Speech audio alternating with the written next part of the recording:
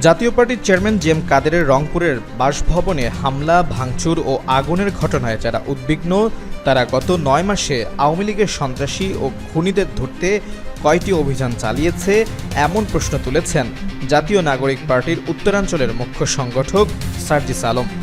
এ প্রসঙ্গে সেনাবাহিনীর প্রতি ইঙ্গিত করে তিনি বলেন, বাংলাদেশ সেনাবাহিনীকে আমরা এখনও যথেষ্ট সম্মানের জায়গায় রাখি, কিন্তু ফেসিবাদ বিরোধী লড়াইয়ে তাদেরও স্পষ্ট অবস্থান এবং কার্যক্রম আমরা দেখতে চাই। রোববার সন্ধ্যায় সামাজিক যোগাযোগ মাধ্যম ফেসবুকে নিজের ভেরিফাইড ফেসবুক পেজে এক পোস্টে সার্জিস আলম এসব কথা বলেন।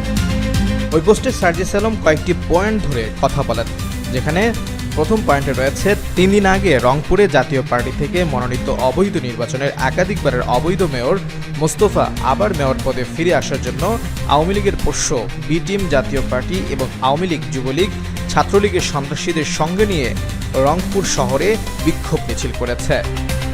দ্বিতীয়ত যে পয়েন্টটি তিনি উল্লেখ করেছেন, আওয়ামী লীগ ও ভারতের সঙ্গে নেগোসিয়েশন করে সাময়িক বিরোধিতার ভান ধরে বিরোধী দলের যাবতীয় সুযোগ সুবিধা গ্রহণ করেছে জাতীয় পার্টি। এমনকি বিএনপি জামাত যখন প্রহসনের অবৈধ নির্বাচন থেকে দূরে থেকেছে, হাজারো অন্যায় জুলুম অত্যাচার সহ্য করেছে, তখন ওই জাতীয় পার্টি বিরোধী দল সেজে আওয়ামী লীগকে সরকারি দলের বৈধতা দেওয়ার অপচেষ্টা করেছে, সব সুযোগ সুবিধা গ্রহণ করেছে। 2 দিন আগে জাতীয় পার্টির চেয়ারম্যান জি এম কাদের রংপুরে গিয়ে আবার স্থানীয় জাতীয় পার্টি ও আওয়ামী সন্ত্রাসীদের সঙ্গে নিয়ে মাঠে নামার পরিকল্পনা শুরু করেছে।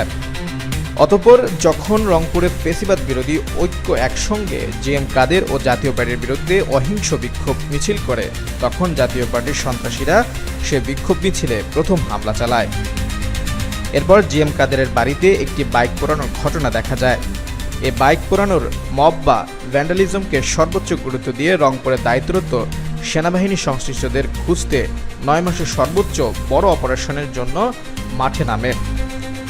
মহানগর বিএনপির সভাপতি, সাধারণ সম্পাদক এবং জেলা ও মহানগর বৈষম্য বিরোধী আহ্বায়ককে জিজ্ঞাসাবাদ করা হয়। জিজ্ঞাসাবাদ করা হতেই পারে, এটা নিয়ে কোনো সমস্যা নেই, কিন্তু যে ঘটনাগুলোকে কেন্দ্র করে সর্বশেষ এই ঘটনা ঘটেছে, সেই ঘটনাগুলোর কারণ কিংবা সংশ্লিষ্ট ব্যক্তিকে না খুঁজে সর্বশেষ বিষয় নিয়ে আধিক্যতা দেখানো শুরু হয়েছে।